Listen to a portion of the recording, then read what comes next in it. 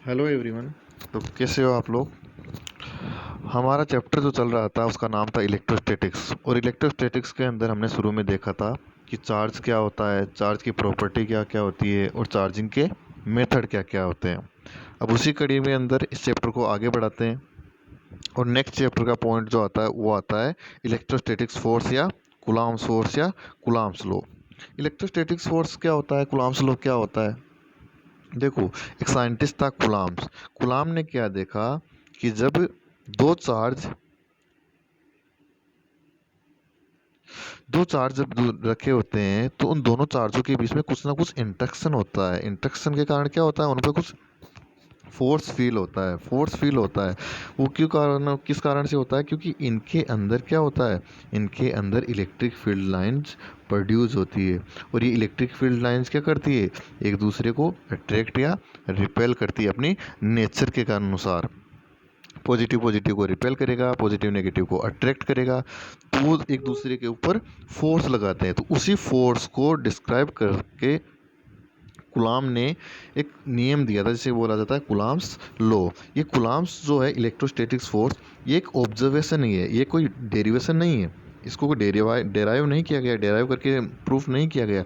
ये एक ऑब्जर्वेशन था गुलाम का।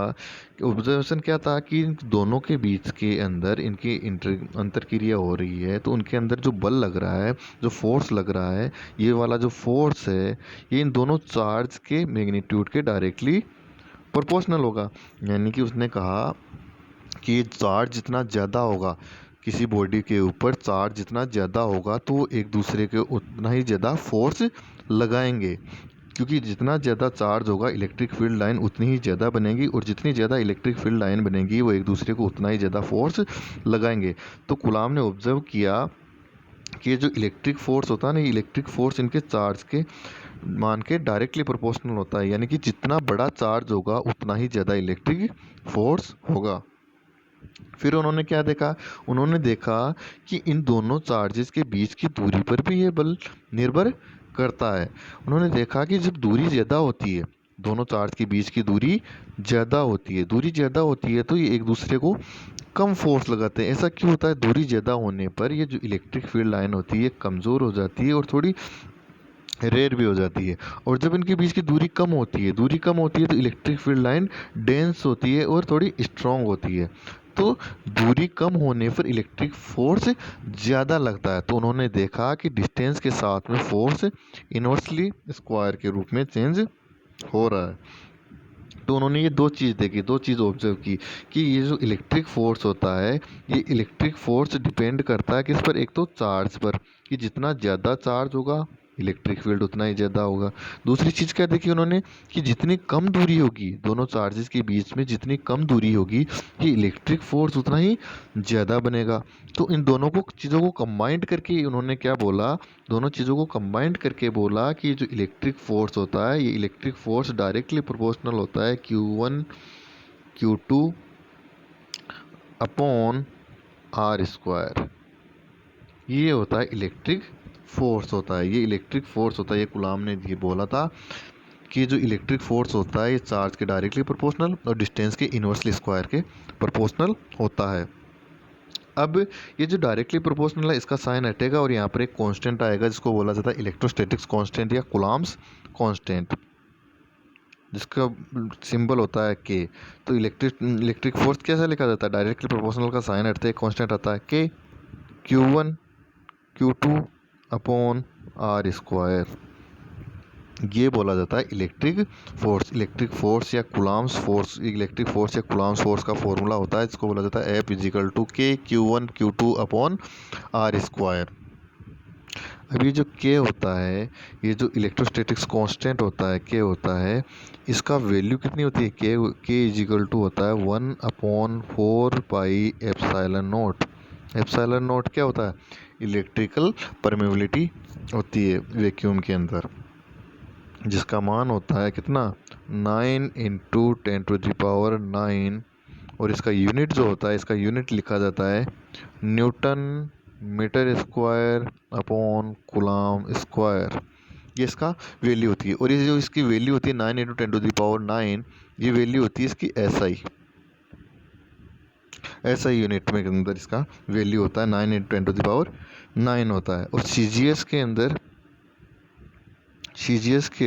यूनिट के अंदर के का जो वैल्यू होता है वो वैल्यू होता है कितना, 1 होता है।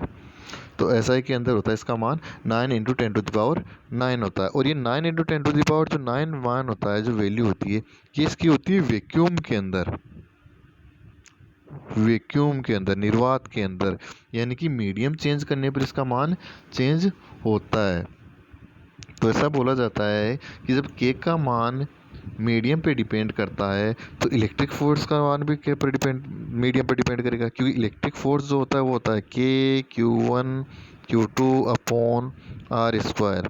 अगर के का मान मीडियम चेंज करने पर चेंज होगा तो फोर्स का मान भी तो मीडियम चेंज करने पर चेंज होगा। के का मान अगर मीडियम चेंज करने पर चेंज होगा तो फोर्स का मान मीडियम चेंज करने पर चेंज होगा। और उसको लिखा कैसे जाता है, Q1Q2/4πε0R²। ये तो लिखा जाता है किसके अंदर, वैक्यूम के अंदर, निर्वात के अंदर, जर्मन फॉर्मूला। और किसी मीडियम के लिए क्या लिखा जाता है, मीडियम के लिए लिखा जाता है Q1Q2/4πε0 इंटू एप्सिलॉन आर क्या होता है, रिलेटिव परमेबिलिटी होती है। रिलेटिव परमेबिलिटी क्या होती है, ये तो होती है वैक्यूम परमेबिलिटी, इलेक्ट्रिक परमेबिलिटी। और एक होता है ई, डाइलेक्ट्रिक कांस्टेंट होता है। और ये क्या होता है, रिलेटिव क्या होती है, रिलेटिव होती है एप्सिलॉन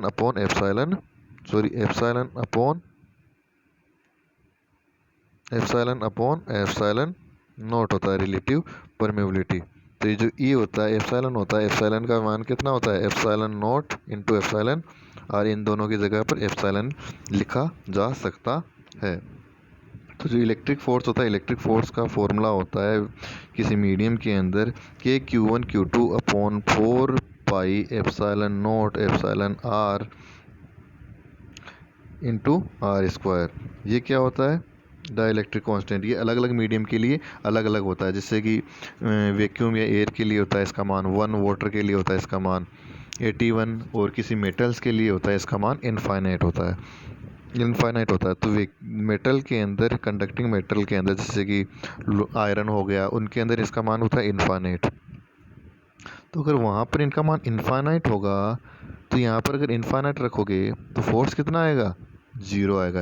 यानी किसी मेटल, अगर चार्जेस के बीच के अंदर आयरन रोड रख दिया जाता है, दोनों को कनेक्ट कर दिया जाता है, तो दोनों के बीच में लगने वाला फोर्स कितना हो जाएगा, दोनों के बीच में लगने वाला फोर्स 0 हो जाएगा। उनके बीच में अगर कंडक्टिंग मीडियम रख दिया तो उसका फोर्स, लगने वाला फोर्स 0 हो जाएगा। अब बात करते हैं कूलॉम्स फोर्स के वेक्टर फॉर्म की बात करते हैं। तो देखो, कूलॉम्स फोर्स का नॉर्मल जो इक्वेशन होती है वो होती है के Q1Q2/R²। ये तो नॉर्मल होता है। और इसके वेक्टर फॉर्म के लिए क्या बोला जाता है, ये जो R जो डिस्टेंस होती है दोनों के बीच के अंदर, उस डिस्टेंस के वो जो डिस्टेंस होती है जिस डायरेक्शन में होता है, फोर्स भी उसी डायरेक्शन में होता है। तो इस फोर्स की जो वेक्टर फॉर्म लिखने के लिए क्या बोलते हैं, आर केप।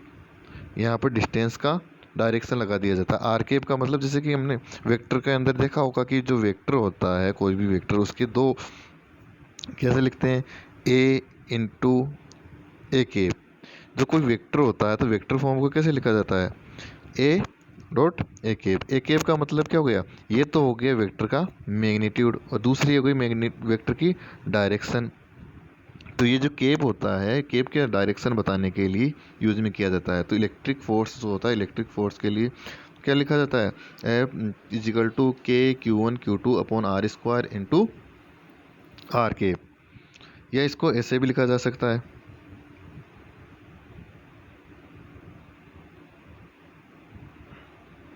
इसको ऐसे भी लिखा जा सकता है, force is equal to K Q1Q2/R²। अब आर जो वेक्टर होता है, आर केप जो होता है, आर केप को कैसे लिखा जा सकता है, आर केप को लिखा जा सकता है R वेक्टर/R। तो यहाँ पर क्या हो जाएगा, ये यहाँ पर ये हो जाएगा क्यूब हो जाएगा। तो F is equal to K Q1 Q2 R vector upon R cube.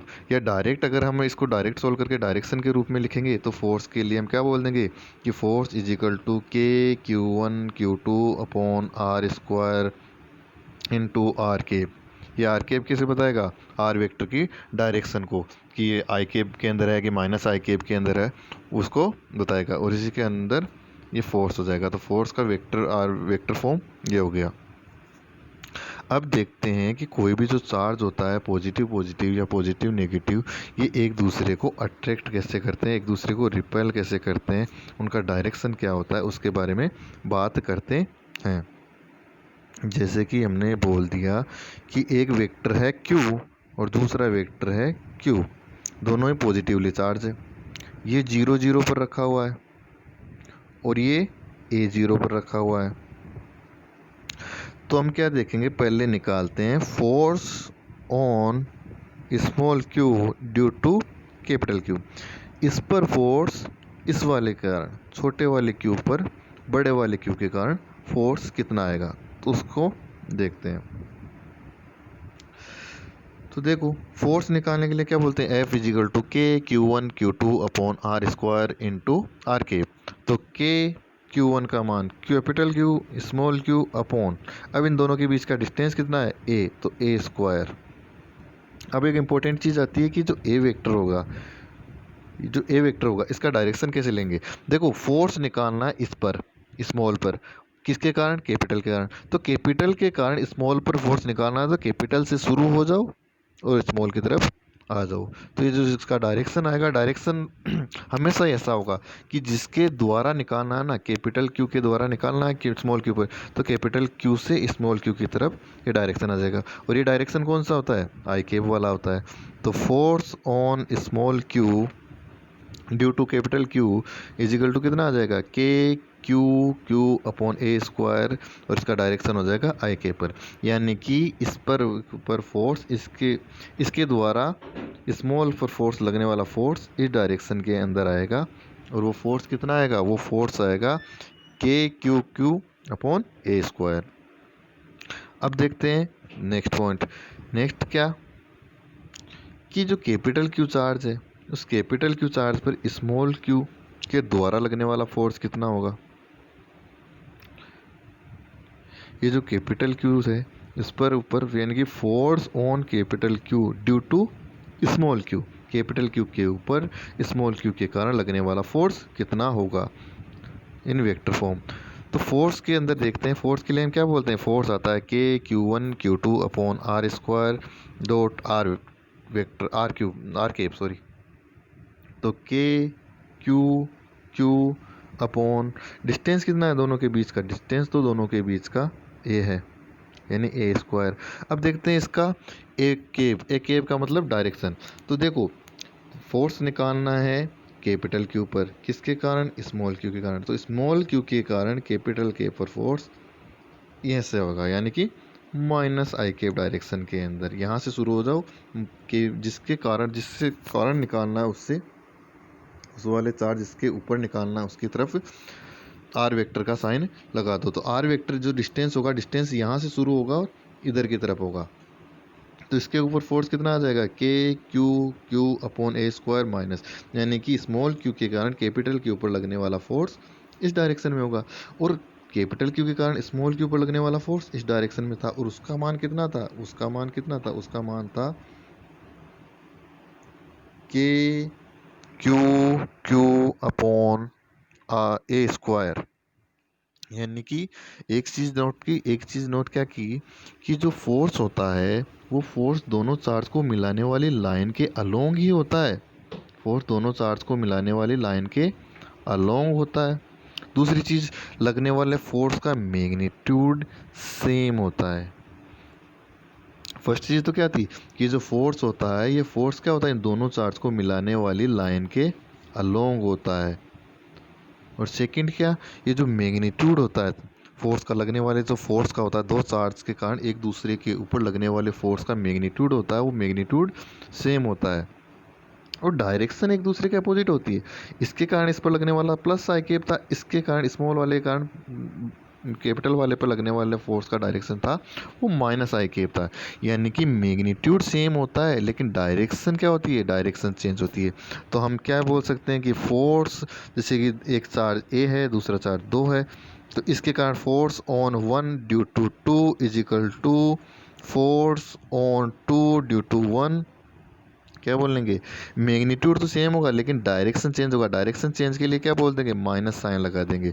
तो ये इनका मान जो होता है, मैग्नीट्यूड तो सेम होता है लेकिन इनका डायरेक्शन एक दूसरे के अपोजिट होता है। तो F12 is equal to minus of F21 होगा। इसका नेक्स्ट पॉजिटिव नेगेटिव लेके देखते हैं। यानी कि पॉजिटिव पॉजिटिव के अंदर तो एक चीज़ नोटिस की कि पॉजिटिव चार्ज और पॉजिटिव चार्ज, पॉजिटिव पॉजिटिव को बाहर की तरफ धक्का देता है और ये वाला पॉजिटिव इसको बाहर की तरफ, यानी पॉजिटिव के कारण फोर्स दूर लगता है, एक दूसरे से दूर लगता है, बाहर की तरफ लगता है। पॉजिटिव पॉजिटिव यानी पॉजिटिव पॉजिटिव क्या करते हैं, एक दूसरे को रिपेल करने की कोशिश करते हैं, एक दूसरे को दूर भगाने की कोशिश करते हैं। अब देखते हैं नेगेटिव के अंदर क्या होता है। तो सेम वही एग्जाम्पल लेते हैं लेकिन अब की बार जो स्मॉल वाला था उसको माइनस कर दिया, वही 0 0 और A0।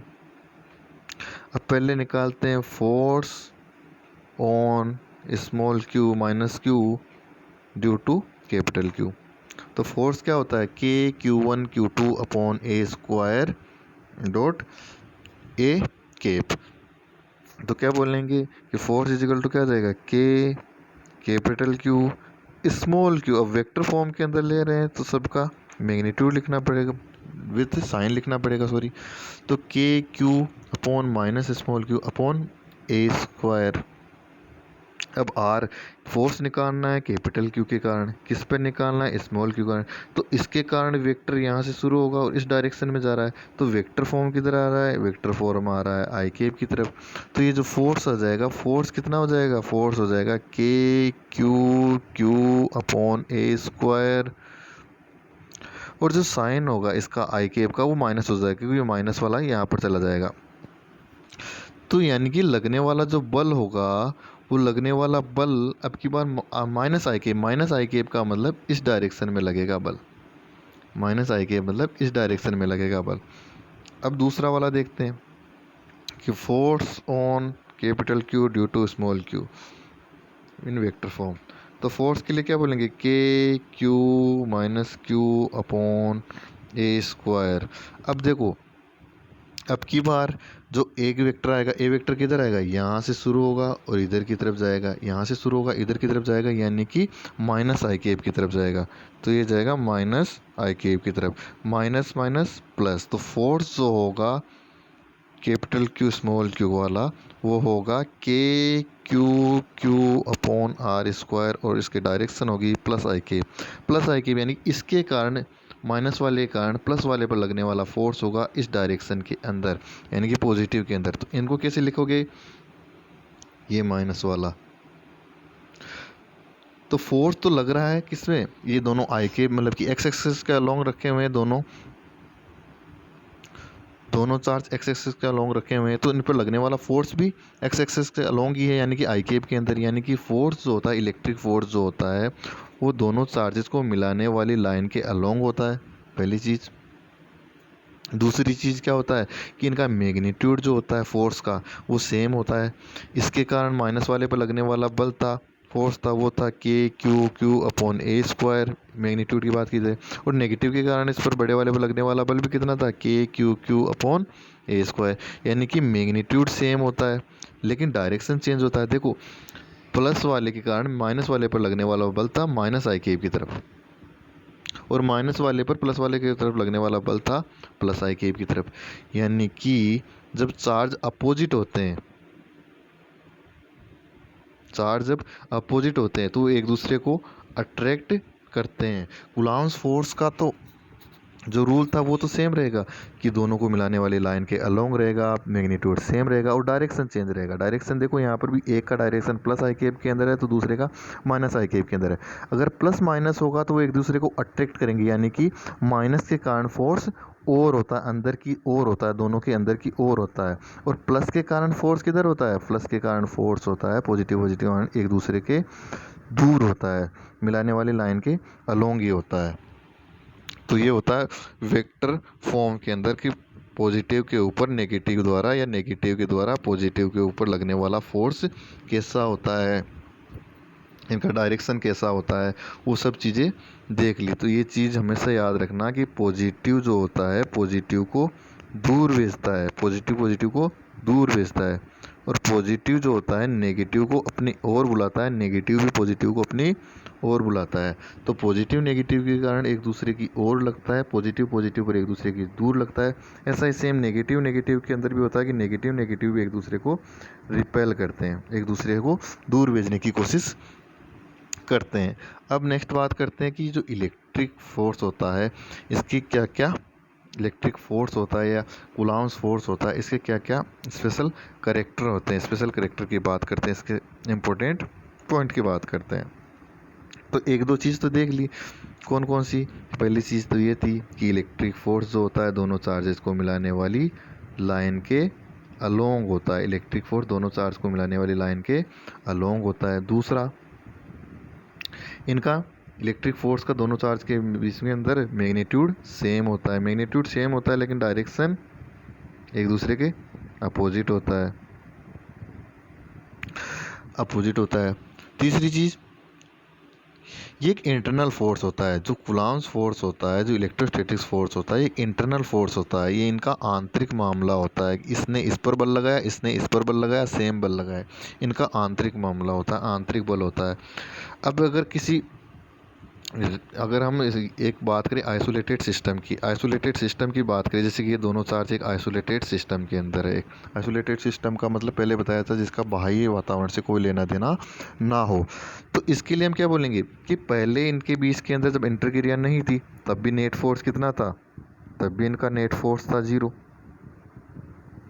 और जब इनके बीच में इलेक्ट्रोस्टैटिक्स फोर्स लग रहा है, लेकिन इलेक्ट्रोस्टैटिक्स फोर्स इसके कारण इधर लग रहा है, इसके कारण इधर लग रहा है, तो नेट अगर जोड़ोगे, नेट अगर फोर्स की बात करोगे तो नेट फोर्स तो कितना हो गया, 0 हो गया। इधर वाला इधर वाले को कैंसिल कर देगा पूरा पूरा, तो नेट फोर्स अब भी कितना हो गया, 0 हो गया।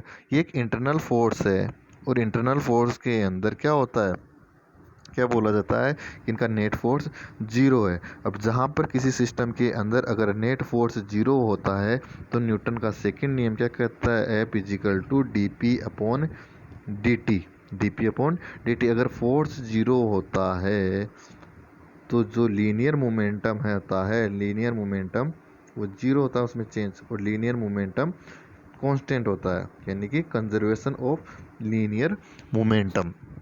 एक इंटरनल फोर्स होता है और इसके अलोंग क्या होता है, इसके कारण इनका लीनियर मोमेंटम कंजर्व रहता है हमेशा। नेक्स्ट पॉइंट की बात करते हैं, नेक्स्ट पॉइंट कौन सा होता है, नेक्स्ट पॉइंट बात करते हैं कि ये जो फोर्स होता है, ये जो फोर्स, ये फोर्स होता है इनवर्स स्क्वायर रूल की पालना करता है। Inverse square rule F inversely proportional to 1/r² होता है। तो ये जो फोर्स होता है, ये जो फोर्स है, ये फोर्स इनवर्स स्क्वायर रूल की पालना करता है। नेक्स्ट चीज, नेक्स्ट पॉइंट कौन सा है, ये जो फोर्स होता है इलेक्ट्रोस्टैटिक्स फोर्स, ये इलेक्ट्रोस्टैटिक्स फोर्स क्या है, इलेक्ट्रोस्टैटिक्स फोर्स एक कंजर्वेटिव टाइप का फोर्स होता है, कंजर्वेटिव टाइप का फोर्स होता है। और कंजर्वेटिव टाइप के फोर्सेस के लिए हम बोलते हैं कि कंजर्वेटिव फोर्सेस वो फोर्सेस होते हैं जिनके कारण मैकेनिकल एनर्जी कंजर्व रहती है, मैकेनिकल एनर्जी कंजर्व रहती है। या फिर क्या बोल दिया जाता है कि किसी कंजर्वेटिव फोर्स के कारण किसी सर्कल के अंदर किया गया नेट कार्य, नेटवर्क 0 होता है। कंजर्वेटिव फोर्स के लिए क्या बोला जाता है, मैकेनिकल एनर्जी कंजर्व रहती है, या किसी सर्कल के अंदर किया गया कंजर्वेटिव फोर्स द्वारा किया गया नेटवर्क 0 होता है। तो इनके कारण, इलेक्ट्रोस्टैटिक्स फोर्स के कारण मैकेनिकल एनर्जी कंजर्व रहती है। नेक्स्ट पॉइंट क्या था, नेक्स्ट पॉइंट ये था कि जो इलेक्ट्रोस्टैटिक्स फोर्स होता है, इलेक्ट्रोस्टैटिक्स फोर्स एक सेंट्रिक फोर्स होता है, केंद्रीय बल होता है, सेंट्रिक फोर्स होता है। और सेंट्रिक फोर्स के अंदर क्या होता है, सेंट्रिक फोर्स के कारण क्या होता है, एंगुलर मोमेंटम कंजर्व रहता है। Tau is equal to D L upon D T, इसके अंदर क्या होता है, tau is equal to zero होता है सेंट्रिक फोर्स के अंदर, और D L is equal to zero होता है। तो एल क्या होता है, एंगुलर मोमेंटम कंजर्व रहता है। एंगुलर मोमेंटम इसके अंदर कंजर्व रहता है। तो इसकी ये वो 4-5 पॉइंट थे, 5-7 पॉइंट थे, वो हो गए कौन कौन से, कि एक तो जो दोनों चार्जर को मिलाने वाली लाइन के अलोंग लगता है, मैग्नीट्यूड में सेम होते हैं, डायरेक्शन में अपोजिट होते हैं। ये एक इंटरनल फोर्स होता है, इलेक्ट्रोस्टैटिक फोर्स, जिसके कारण क्या होता है, लीनियर मोमेंटम कंजर्व रहता है। इस नेक्स्ट पॉइंट क्या था, कि एक कंजर्वेटिव टाइप का फोर्स होता है। कंजर्वेटिव टाइप के फोर्सेस के अंदर क्या बोलते हैं हम, कंजर्वेटिव टाइप के फोर्सेस के अंदर हम ये बोलते हैं कि कंजर्वेटिव फोर्स के अंदर मैकेनिकल एनर्जी कंजर्व रहती है, या फिर हम बोल देते हैं conservative force mechanical energy conserve, या किसी सर्कल के अंदर किया गया कार्य जीरो होता है। तो ये सारे जो इंपॉर्टेंट पॉइंट थे वो थे इलेक्ट्रोस्टैटिक फोर्स के। अब इसके अंदर एक और कंपैरिजन किया जाता है किस किस के बीच में, इलेक्ट्रिक फोर्स और ग्रेविटेशनल फोर्स। इलेक्ट्रिक फोर्स और ग्रेविटेशनल फोर्स के अंदर देखो, इलेक्ट्रिक जो फोर्स होता है ना, इलेक्ट्रिक फोर्स तो अट्रैक्शन और रिपल्सन दोनों टाइप का होता है। पॉजिटिव में रिपल्सन, नेगेटिव में रिपल्सन, पॉजिटिव नेगेटिव में अट्रैक्शन। लेकिन ग्रेविटेशनल फोर्स क्या होता है, हमेशा अट्रैक्शन टाइप का फोर्स होता है, एक दूसरे को अट्रैक्ट ही करता है ग्रेविटेशनल फोर्स। सेकंड क्या था, इलेक्ट्रोस्टैटिक फोर्स जो होता है उसकी रेंज बहुत ज़्यादा होती है। रेंज तो दोनों की ज़्यादा होती है, लेकिन इसका वैल्यू जो होती है, इनकी वैल्यू बहुत ही हाई होती है। और जो ग्रेविटेशनल फोर्स होता है उसका वैल्यू जो होता है बहुत ही लो होता है। ये दोनों अगर कहीं पर एक साथ आते हैं तो ग्रेविटेशनल फोर्स को तो नेग्लिजिबल कर दिया जाता है। नेक्स्ट चीज़ ये है कि जो इलेक्ट्रिक फोर्स होता है, इलेक्ट्रिक फोर्स तो मीडियम पे डिपेंड करता है, लेकिन ग्रेविटेशनल फोर्स जो होता है, ग्रेविटेशनल फोर्स मीडियम पर डिपेंड नहीं करता है। क्योंकि इलेक्ट्रिक फोर्स जो होता है, इलेक्ट्रिक फोर्स का ये जो के होता है, के मीडियम पे डिपेंड करता है, लेकिन ग्रेविटेशनल फोर्स का ये जो कांस्टेंट होता है जी, ये मीडियम पे डिपेंड नहीं करता है। इसका मान, इसका वैल्यू जो होता है फिक्स होता है। तो इलेक्ट्रिक फोर्स मीडियम पे डिपेंड करता है, मीडियम चेंज करने पर चेंज होता है, लेकिन ग्रेविटेशनल फोर्स हर एक मीडियम के अंदर सेम रहता है। अब इसके बाद में बात करते हैं क्या, एक चीज़ और रह गई बहुत इंपॉर्टेंट चीज़ इलेक्ट्रिक फोर्स के बारे में, कि इलेक्ट्रिक जो फोर्स होता है, जैसे कि दो पार्टिकल्स होते हैं, दो पार्टिकल के बीच का इलेक्ट्रिक फोर्स तीसरे पार्टिकल तीसरे पार्टिकल के कारण डिस्टर्ब नहीं होता है। इसका जो इलेक्ट्रिक फोर्स इसके कारण होता है वो के क्यू अपॉन ए स्क्वायर रहेगा। चाहे यहाँ पर दूसरा पार्टिकल, तीसरा पार्टिकल, चाहे कितना भी पार्टिकल आ जाए, इलेक्ट्रिक फोर्स जो दो चार्जेस के बीच में, दो पॉइंट के बीच में, दो बॉडीज़ के बीच का इलेक्ट्रिक फोर्स होता है, वो किसी तीसरे के उपस्थिति के कारण परिवर्तित नहीं होता है। अब आता है कि बहुत सारे चार्ज अगर एक जगह हो, जैसे कि ऐसा हो, यहाँ पर Q1 है, यहाँ पर Q2 है, यहाँ पर Q3 है, यहाँ पर Q4 है, अनंत चार्ज रखे हुए हैं, तो उनके कारण इलेक्ट्रिक फोर्स कैसे आएगा, तो कैसे लिखा जाएगा electric force, F is equal to K Q1 Q2 upon R1 square plus के Q2 Q3 upon R2 square के, ऐसे चलता रहेगा। तो ये जब बहुत सारे चार्जेस एक जगह पर इकट्ठा होते हैं तो उसके कारण लगने वाला फोर्स इसी टाइप का होता है। अब बात करते हैं, अब नेक्स्ट क्या पॉइंट रह गया, अब नेक्स्ट पॉइंट तो वो ही रह गया, क्वेश्चन वाला पोर्शन ही रह गया। तो क्वेश्चन वाले पोर्शन पर चलते हैं।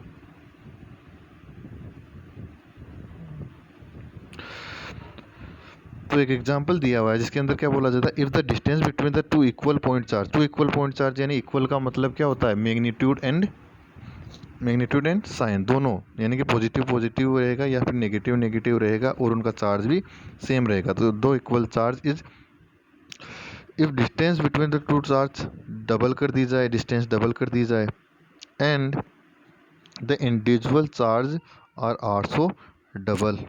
देखो, इलेक्ट्रिक फोर्स जो होता है वो होता है K Q1 Q2 upon R square. अब वो क्या बोल रहा है कि पहले तो ये कंडीशन थी, अब क्या बोल रहा है वो, कि अगर डिस्टेंस डबल कर दी जाए यानी कि 4R स्क्वायर, और चार्ज, इंडिविजुअल चार्ज भी डबल कर दी जाए। इंडिविजुअल चार्ज अगर सेम चार्ज हो जाएगा तो यहाँ पर क्यू स्क्वायर हो जाएगा, क्यू स्क्वायर हो जाएगा, और डबल हो जाएगा मतलब कि 4 क्यू स्क्वायर हो जाएगा, और 4 क्यू स्क्वायर हो जाएगा तो 4 से 4 कट जाएगा। यानी कि अगर चार्ज डबल कर दिया जाए और डिस्टेंस भी डबल कर दी जाए तो फोर्स का वैल्यू सेम रहेगा, वो का वो ही रहेगा, उस पर कोई फर्क नहीं पड़ेगा। अब ये एक बहुत ही अच्छा क्वेश्चन है सेकंड वाला, कि एक पार्टिकल जिसका मास कितना है, स्मॉल m है, और चार्ज कितना प्लस q है, ये एक फिक्स चार्ज के चारों तरफ चक्रण कर रहा है, साइक्लिक घूम रहा है, जैसे कि -q चार्ज, q2 चार्ज, और इसके चारों तरफ ये +q चार्ज, ये घूम रहा है सर्कुलर पाथ के अंदर, जिसका रेडियस, जो इनके बीच का डिस्टेंस का रेडियस है कितना r है। तो हमें क्या करना है, the period of resolution, time निकालना है इसका, आवर्तकाल निकालना है, आवर्तकाल निकालना है। तो देखो पहली बात तो ये जो Q है ये इसके चारों तरफ चक्कर लगाएगा, क्यों साइक्लिक पथ के अंदर चक्कर लगाएगा, क्यों चक्कर लगाने के लिए क्या होता है, हमेशा जब कोई पार्टिकल चक्कर लगाता है तो उसको अंदर की तरफ बांधे रखने के लिए कोई ना कोई फोर्स चाहिए। अब देखो ये पॉजिटिव, ये नेगेटिव, ये पॉजिटिव, ये नेगेटिव है, तो इसको अंदर की तरफ बांधे रखने के लिए तो फोर्स हो गया, अंदर वाला इलेक्ट्रोस्टैटिक फोर्स। अब इलेक्ट्रोस्टैटिक फोर्स ही होता तो ये अंदर आके गिर जाता, लेकिन इसकी तरफ क्या होता है, बाहर की तरफ एक स्यूडो फोर्स भी काम करता है। स्यूडो फोर्स कौन कितना होता है, m ओमेगा स्क्वायर। कोई भी पार्टिकल जब सर्कुलर मोशन करता है तो उस पर एक स्यूडो फोर्स लगता है बाहर की तरफ, और वो कितना होता है, m ओमेगा स्क्वायर r, या m v square upon r होता है। ये क्वेश्चन सेम ग्रेविटेशन के अंदर भी आता है कि एक m मास है, उसके चारों तरफ एक 4m मास चक्कर कर रहा है, तो उसका वेलोसिटी कितना होगा, या ओमेगा कितना होगा, या टाइम पीरियड कितना होगा। वही सेम चीज़ बोलेंगे कि इलेक्ट्रो ग्रेविटेशनल फोर्स एक अट्रैक्शन फोर्स होता है, ये इसको अंदर की तरफ खींचेगा, इसके बाहर की तरफ क्या होगा, स्यूडो फोर्स लगेगा कितना, m omega square into R का। ये दोनों क्या करेंगे, एक दूसरे को बैलेंस करेंगे, एक दूसरे को बैलेंस करेंगे तो नेट फोर्स कितना हो जाएगा, नेट फोर्स 0 हो जाएगा, और ये सर्कुलर पाथ के अंदर घूमता रहेगा। तो सर्कुलर पाथ के अंदर घूमने के लिए क्या चाहिए, दो फोर्स चाहिए, एक फोर्स तो जिसको अंदर की तरफ खींचे रखे, और दूसरा फोर्स जो होता है स्यूडो फोर्स, जो इसको अंदर गिरने ना दे, साइकिल पूरा करवाता रहे। तो क्या बोला गया कि -q चार्ज, q2 चार्ज, और उसके चारों तरफ एक +q charge, +q1 charge motion कर रहा है, तो इसका टाइम पीरियड कितना होगा। तो हम क्या बोलेंगे कि इसके अंदर की तरफ इलेक्ट्रोस्टैटिक्स फोर्स लगेगा, और बाहर की तरफ एक pseudo force m omega square r लगेगा। दोनों को बराबर कर देंगे, m omega square r is equal to gravitational force, ये इलेक्ट्रिक फोर्स कितना है, k q1 q2 upon r square, दोनों बराबर हो गए। ओमेगा यहाँ से आ जाएगा, तो ओमेगा स्क्वायर इजिकल टू कितना हो जाएगा, k q1 q2 upon m r cube, ये हो गया ओमेगा का वैल्यू, और ओमेगा इजिकल टू कितना होता है, 4 pi upon T square, omega square का मान, ओमेगा का मान होता है 2 पाई अपॉन टी, तो यहाँ से टी का वैल्यू आ जाएगा, टी का वैल्यू ये जो हो जाएगा निकाल लेना, सोल्व कर लेना, टी का वैल्यू आ जाएगा। अब नेक्स्ट ये भी एक अच्छा क्वेश्चन है, इसके अंदर एक पॉइंट भी बताना है मुझे। पॉइंट क्या बताना है, देखो एक कॉन्सेप्ट आता है पॉइंट चार्ज का, बिंदु आवेश, पॉइंट चार्ज का। पॉइंट चार्ज या बिंदु आवेश क्या होता है, पॉइंट चार्ज या बिंदु आवेश वह आवेश होता है जिसके अंदर, अगर हम बात करें कि वस्तु का जो आकार होता है, वस्तु का आकार जो होता है वो उसकी प्रेक्षित दूरी, जितनी दूरी, जिस दूरी से हम उसका मतलब कि ऑब्जर्वेशन कर रहे हैं, या कोई दूसरा चार्ज रखे उन दोनों के बीच में फोर्स निकाल रहे हैं, तो ये जो दोनों के बीच का जो डिस्टेंस होता है, ये जो डिस्टेंस, इनके डायमेंशन, आकार, आकृति, डायमेंशन का मतलब रेडियस भी हो सकता है, या कोई रोड रखी हुई हो तो उसके लिए लेंथ भी हो सकती है। तो ये वाली दोनों के बीच की दूरी, ये जो दूरी होगी, ये इनकी लेंथ, ये इसके लिए रेडियस बोल देते हैं, इनकी रेडियस से बहुत बहुत ज़्यादा होगी। ये वाली दूरी, बीच वाली दूरी इनकी रेडियस या इनकी लेंथ से बहुत ज़्यादा होगी। तो ये क्या करेंगे, ये एक पॉइंट चार्ज के भांति व्यवहार करेंगे।